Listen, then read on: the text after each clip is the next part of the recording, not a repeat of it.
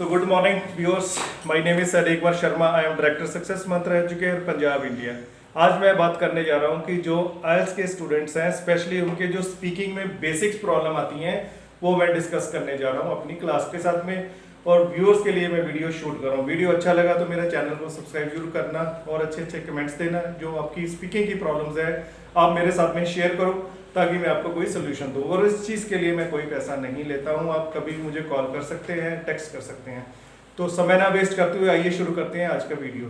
तो सबसे पहले आईएलटीएस स्पीकिंग की जो बेसिक प्रॉब्लम्स है वो मैं बात करने जा रहा हूँ आईएलटीएस स्पीकिंग। तो दोस्तों सबसे पहला जो जहाँ पे आपके बैंड्स ने उड़ जाना है that is your repetition. Repetition student क्या करता है, जब भी वो कोई मैं सवाल उससे पूछता हूँ या आपका एग्जामिनर या आपका टीचर आपसे सवाल पूछता है तो जो आपका टेक्स्ट है आप उसको रिपीट करते हो। For example I went to, फिर आप थोड़ा सा पॉज लेंगे, फिर दोबारा शुरू करेंगे आई वेंट टू। तो आपको दिमाग में ये चीज़ जरूर होनी चाहिए कि आपके फ्लुएंसी के 2.5 बैंड्स आपके फ्लुएंसी के हैं। फ्लुएंसी का मतलब ये है कि आपने कोई भी टेक्स्ट रिपीट नहीं करना है और ज़रूरत से ज़्यादा पॉजेस नहीं लेने।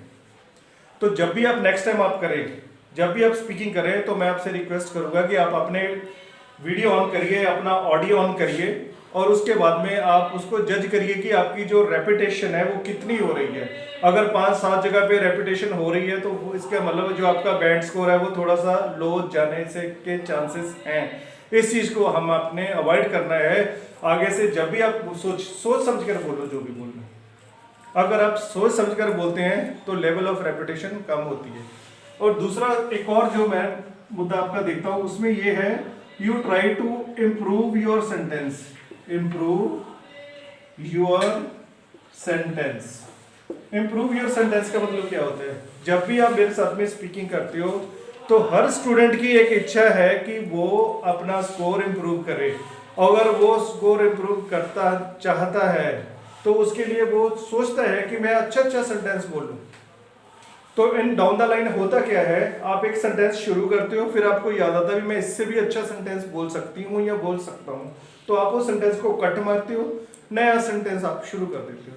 फॉर एग्जाम्पल अगर मैं बोलता हूँ, मेरा एग्जामिनर बोलता है tell me about any city you recently visited, तो मैं स्टार्ट करूंगा आई वेंट टू।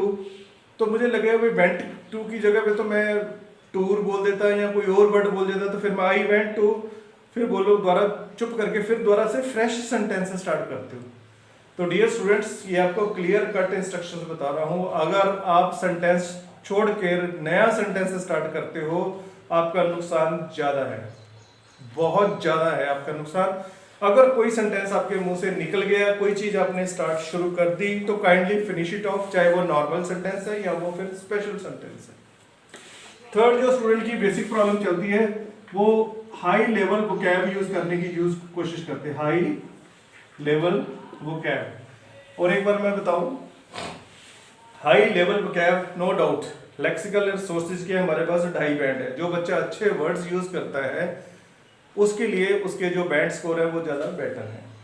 तो हमने कोशिश क्या करनी है, हम हाई स्कोर बैंड्स के जो शब्द हैं वो यूज करें, परंतु बहुत सारे अनकॉमन वर्ड्स हैं वो हम ना यूज करें। होता क्या है, जब भी आज का स्टूडेंट होता है वो सीधा डिक्शनरी में जाता है। फॉर एग्जांपल आपको गुड का कोई पॉइंट चाहिए, गुड के लिए कोई सिनोनिम चाहिए, तो आप सीधा गए डिक्शनरी में, आपने गुड सर्च किया तो 20-25 ऑप्शन आ गए। अब उसमें एक ऑप्शन गुड की जगह पे डिलीशियस भी आया हुआ है, तो डिलीशियस तो फूड होता है। अगर मैं ये बोलूँ भी this dish is very good, तो this dish is very delicious, तो आप डिलीशियस वर्ड यूज करोगे तो राइट वर्ड यूज हो गया। तो होता क्या है, बहुत सारे ऐसे हैं, जैसे बनाना, मैं एग्जांपल बोलूँ बनाना को हम कोई भी चीज़ हम बनाते हैं तो बनाने को हम लोग मेक भी बोलते हैं, हम लोग कंस्ट्रक्ट भी बोलते हैं, हम लोग बेक भी बोलते हैं। अब फॉर एग्जांपल आप कहना चाहते हो कि मैंने एक केक बनाया, तो केक कभी बनाया नहीं, मेक नहीं होता केक इज ऑलवेज बेक्ड। तो ऐसे ही जो बिल्डिंग होती है वो कंस्ट्रक्ट होती है, कंस्ट्रक्ट मीन भी बनाना है। तो काइंडली ये चीज़ का ध्यान रखिए, अपने आप टीचर से पूछिए, ज़रूरत है तो मुझे फ़ोन करिए, मैं आपको बताऊंगा कि कौन से वर्ड का राइट सिनोनियम कौन सा है। और एक एग्जांपल देके समझाता हूँ ताकि ये कंटेक्स्ट आप समझ जाएं। चलना, फॉर एग्जांपल मैं मोबाइल चलाता हूँ, मैं बाइक चलाता हूँ और मैं फैन चलाता हूँ। है तो चलाना ही है तीनों चीजें, पर तीनों में डिफरेंस है या नहीं? मोबाइल ऑलवेज ऑपरेट होता है, बाइक ऑलवेज राइड होती है और फैन हमेशा स्विच ऑन होता है, और तीनों का मतलब हिंदी में चलना है। अब कोई अगर स्टूडेंट है एग्जामिनर के सामने ये बोल दे भी I was operating my bike, तो फिर आप एक्सपेक्ट करते हो भी आपको राइट बोल। तो डिक्शनरी के ऊपर आप डिपेंड कम हुई है, अपने टीचर के ऊपर डिपेंड ज़्यादा हुई है। आप अपने जिस इंस्टीट्यूट में भी आप पढ़ रहे हैं, जो आपके टीचर हैं सारे अच्छे टीचर्स होते हैं, आप उनसे रिक्वेस्ट करिए भी कौन से ऐसे कॉमन से वर्ड हैं। मैं बताता हूँ मेरे अपने इंस्टीट्यूट में जो मेरे व्यूअर्स हैं उनको बताता हूँ, मैं स्टूडेंट को 69 वर्ड्स की एक लिस्ट देता हूँ, बस वो 69 वर्ड्स जो आपने कॉमनली यूज करने हैं। उसमें क्या क्या है? वेरी, गुड है, इंक्रीज है, डिक्रीज है, ऑलमोस्ट है, टेस्टी है, फीलिंग्स है। तो ऐसे जो मैंने पिछले 10 साल के एक्सपीरियंस में मैंने वो 69 वर्ड्स निकाल लिए और उनके प्रॉपर सिनोनिम्स लिख दिए। तो वो लिस्ट में अपनी क्लास में तो मैं हार्ड कॉपी में स्टूडेंट्स को दे देता हूँ या पीडीएफ में दे देता हूँ। और भी जो मेरा दर्शक ये मेरा वीडियो देख रहा है, अगर आपको किसी को भी वर्ड पावर से रिलेटेड कोई प्रॉब्लम है तो टोटली मुझे कॉल कीजिए, I will send free of cost, वो आपको पीडीएफ में भेज दूंगा। उससे ज़्यादा सिनोनिम्स की ज़रूरत नहीं है, हमने बहुत ज़्यादा लिपापोती नहीं करना है। ये भी एक स्टूडेंट की ये प्रॉब्लम है भी वो हाई लेवल वोकैब की यूज़ करता है और आप एवरेज वोकैब यूज़ करके भी 7 साढ़े 7 बैंड ले सकते हो। नेक्स्ट गलती जो आपकी होती है that is related to your grammar. अब ग्रामर में क्या इशू होता है, स्टूडेंट एक तो पहली बात वो टेंस का नहीं ध्यान रख पाते, ठीक है, नंबर 2 पे वो पर्सन का ध्यान नहीं रख पाते। ये दो बेसिक्स प्रॉब्लम है जो स्टूडेंट की स्पीकिंग की बेसिक प्रॉब्लम्स में गिनी जाती हैं। टेंस, फॉर एग्जांपल टेंस की मैं बात कर रहा हूँ। टेंस का मतलब यह है कि अगर स्टूडेंट को एग्जामिनर ने पास्ट में कोई चीज पूछी है तो आप पास्ट में रिप्लाई दीजिए। For example what was your favourite subject, तो स्टूडेंट इज कैसे बोल सकता है, इज तो प्रेजेंट हो गई। तो दैट मीन्स जब भी आपको सवाल पूछा जाता है तो आप थोड़ा सा टेंस के ऊपर फोकस करिए भी मेरे को कौन से टेंस में पूछा जा रहा है। What was your favourite subject, आपका आंसर ये स्टार्ट होगा, my favourite subject was geography, it was very nice subject, my teacher was extremely intelligent, I picked up lot of concepts about geography, this was my favorite subject in my school। देखिए जितने मैंने 5 sentence use करिए, अगर आपने नहीं इसको समझे तो आप वीडियो को थोड़ा सा रिवर्स में जाइए और थोड़ा बैक करिए, फिर सुनिए। मतलब एग्जैक्टली मैंने जो मेरे बन रहे थे मैंने उसी को यूज किया, ठीक है जी, दैट्स ऑल। ठीक है, फिर आप ध्यान दो पर्सन के ऊपर। अब पर्सन में क्या होता है, जब भी हम पर्सन की बात करते हैं तो कोई कई बार सवाल थर्ड पर्सन में होता है, कई बार सवाल फर्स्ट पर्सन में होता है, कई बार सेकंड पर्सन में होता है। मेरा यूट्यूब पे वीडियो है ग्रामर्स के, आप जाके देख लीजिए। होता क्या है, फॉर एग्जाम्पल जो छोटी सी गलती होती है, एक स्टूडेंट को पूछता हूँ tell me something about your father. अब हिंदी और पंजाबी वाले लोग जो होते हैं फादर को वो प्लूरल बोलते हैं अपनी लोकल भाषा में। जैसे मुझे पूछोगे भी आपके पापा क्या करते हैं, तो मैं बोलूँगा मेरे पापा ये करते हैं, मैं थोड़ा सा प्लूरल में चला जाऊँगा, इंग्लिश प्लूरल में नहीं जाती। तो स्टूडेंट के मुंह से ये निकल जाता, my father name is so and so, they are working in railway. दे कैसे हो गए, दे इज ए प्लूरल।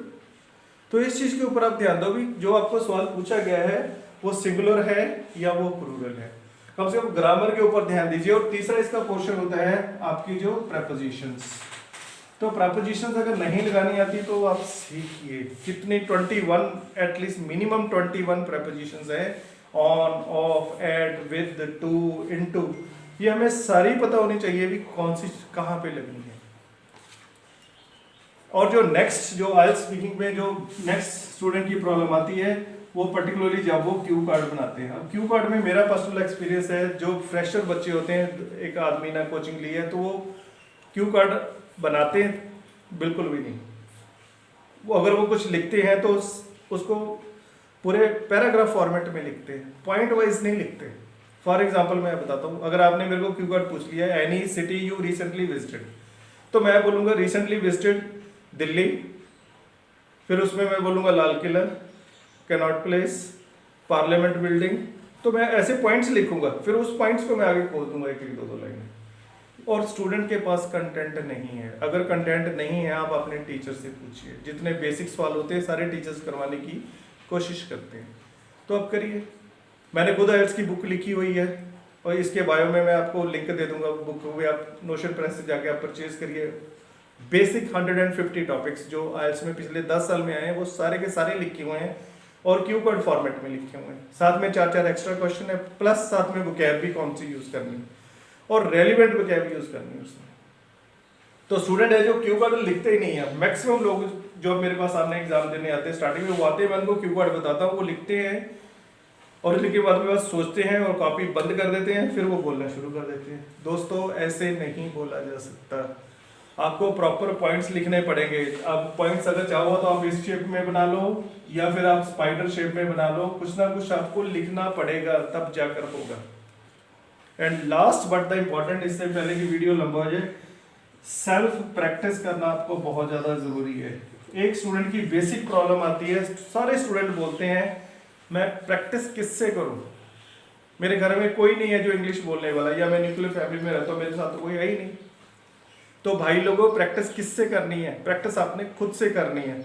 आइल्स आपने खुद ने क्लियर करना है, फॉरेन आपने खुद ने जाना है, तो फिर कैसे एक्सपेक्ट कर सकते हो कि दूसरा कोई आपकी मदद करेगा? सेल्फ हेल्प करिए, जितनी भी आप कर सकते हो सेल्फ हेल्प किया करो। आप कंटेंट दीजिए, अपने टीचर से बात कीजिए, कंटेंट सुनिए, फिर आप सीधा ऑडियो उठाइए अपने मोबाइल का, 1 मिनट आप टॉपिक पे बोलिए, फिर उसको बार बार सुनिए। जब आप सुन के आपको पता चलेगा भी आपकी कितनी गलतियां आ रही हैं, आपकी रेपिटेशन कितनी हो रही है, आपका जो सेंटेंस स्ट्रक्चर है वो किधर जा रहा है, आप हाई लेवल के कितने आपने वर्ड्स यूज कर लिए, कितने आपने इडियम यूज कर लिए, कितनी फ्रेजेस यूज कर ली और कितनी कोलोकेशंस यूज की। सीधी सी बात बता रहा हूँ हिंदी में और साफ स्पष्ट शब्दों में मैं बोल रहा हूँ। जैसे अब हम खीर बनाते हैं ऐसे हमारी स्पीकिंग होती है। तो खीर अगर नॉर्मल जाएगी तो उसका रेट नहीं होगा, अगर उसमें काजू किशमिश ये सारी चीजें डली हुई हैं तो फिर उसकी वैल्यू ज़्यादा है। दैट मीन्स स्टूडेंट को पता है भी काजू कहाँ डालने, किशमिश कैसे डालनी है, उसको सब आइडिया है। तो टॉप क्लास चीजें बोला करो और कॉन्फिडेंस रखा करो। बहुत सारे मेरे पास क्वेरीज आती हैं, लोग फोन करके पूछते हैं कि आई कॉन्टैक्ट जरूरी है या नहीं। किसी हद तक वो जरूरी है पर श्योरिटी नहीं है। बहुत ज्यादा हाई कॉन्टैक्ट, आपका जो आई कॉन्टैक्ट है वो रखने की जरूरत नहीं। पर्टिकुलरली क्यू कार्ड में तो आई कॉन्टैक्ट आप एवरेज भी रखोगे तो चलेगा, परंतु एक आम इंसान है जो हम एक दूसरे इंसान से बात करते हैं, मैं अपनी मदर से बात करता हूँ, वाइफ से बात करता हूँ, दोस्तों से बात करता हूँ, तो मैं कभी भी मुंह उठा के थोड़ी बोलता हूँ हेलो हाउ आर यू, कहाँ जा रहे हो Gurdeep. This is not in normal भी जिंदगी में है। And last and the golden tip, have your self confidence. जो आप बोल रहे हो दैट इज द बेस्ट, क्योंकि एग्जामिनर टीचर नहीं है, उसने सिर्फ आपको एसेस करना है। अब खुल के गेम खेलो यार, जैसे आप दोस्तों से बात करते हैं ऐसे खुल के बात जाओ। ठीक है बंदा आपके लिए वो अननोन है, फर्स्ट टाइम आपसे मीट कर रहे हैं, कुछ भी हो, यू आर द बेस्ट। आपकी जितनी प्रेपरेशन है उसी हिसाब से आप दबा के बोलो, कोई बात नहीं, गलतियां होती हैं होने दो, कम से कम क्लास में तो प्रैक्टिस करके जाओ। मेरे पास जो भी स्टूडेंट थे सिर्फ 2 प्रॉब्लम वाले आते हैं स्पीकिंग में, 2 से ज़्यादा आपकी कोई प्रॉब्लम नहीं है। एक तो वो प्रॉब्लम है कि स्टूडेंट को आता बहुत कुछ है, उससे बोला नहीं जा रहा। नंबर 2 पे स्टूडेंट बोल सकता है परंतु उसके पास कंटेंट नहीं है। अब आपको खुद एनालिसिस करना है इस वीडियो सुनने के बाद में या ये क्लास में सुनने के बाद भी, आप टाइप ए स्टूडेंट हो या टाइप बी स्टूडेंट हो। अगर तो आपके पास कंटेंट है, आपको नहीं बोलना आता है, तो बेटर है आप रोज प्रैक्टिस करो, रोज वीडियो शूट करो, रोज ऑडियो शूट करो। दूसरी कंडीशन में वो स्टूडेंट बेटर है टाइप बी। बी का मतलब मेरा ये है कि स्टूडेंट के पास कंटेंट नहीं है पर उसको बोलना आता है। अब मैं इतनी देर से बोल रहा हूँ, दैट मीन्स मेरे पास कंटेंट भी है और कॉन्फिडेंस भी है। यही चीज आपने डेवलप करनी है। अब ये वीडियो 8, 10, 12, 15 मिनट का ये होने वाला है और आपको तो वहां सिर्फ 2 मिनट बोलना है और कुछ भी बोलना है, कोई बड़ी बात नहीं है। आराम से वो रिलैक्स होके बोलो। और एक और टिप मेरे दिमाग में जाती है कि जो आपकी स्पीड है, हिंदी और पंजाबी की जो स्पीड है, इंग्लिश की स्पीड 10-15% कम कर दो। धीरे धीरे बोलो, आराम से रिलैक्स होके। My name is so and so, I belong to Punjab, my city name is Jalandhar, it is in the heart of city, it is sorry in the heart of state. कुछ भी ऐसे आराम से रिलैक्स होके, जैसे हम पंजाबी और हिंदी में कहते हैं ना स्वाद ले लेके बोलो, तो स्वाद लिया करो जो आपकी लैंग्वेज है उसका। गलत आती है वो आपका टीचर ठीक करा देगा, कोई इशू नहीं। कंटेंट नहीं है टीचर दे देगा। जितने लेटेस्ट टॉपिक आप मेरे को कॉल करोगे, मेरे व्यूअर्स भी मुझे कॉल करते हैं तो मैं उनको टॉपिक भेज दूंगा, अभी इस मंथ में ये टॉपिक चल रहे हैं, देयर आर चांसेस 70 to 80% भी पेपर उसी में से आना है। तो आप उन कंटेंट की तैयारी कर लो, अपने टीचर से पूछ लो, जो मेरे सामने बच्चे बैठे वो तो मेरे से पूछ ही लेते हैं, तो कोई टेंशन वाली बात नहीं है। पहली बात तो ये सेल्फ कॉन्फिडेंस उठाओ भी यू कैन डू इट, और अगर सारी दुनिया कर सकती है यार, हम क्यों नहीं कर सकते।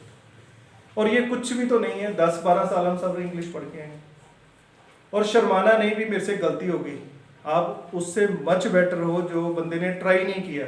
Feel yourself proud that you are attempting your IELTS exam at least. आप उन बच्चों से तो अच्छे हो जो डर के घर ही बैठ गए, उन्होंने तो लड़ाई नहीं लड़ी। लड़ाई में ये बात नहीं है भी जीतने वाला ही योद्धा होता है, हारने वाला भी योद्धा होता है, कम से कम उसमें हिम्मत तो है लड़ने की। Can we do that? तो दोस्तों ऐसा कुछ भी नहीं, ये छोटी छोटी टिप्स है, इनको फॉलो कीजिए और अपनी लाइफ को इम्प्रूव करिए।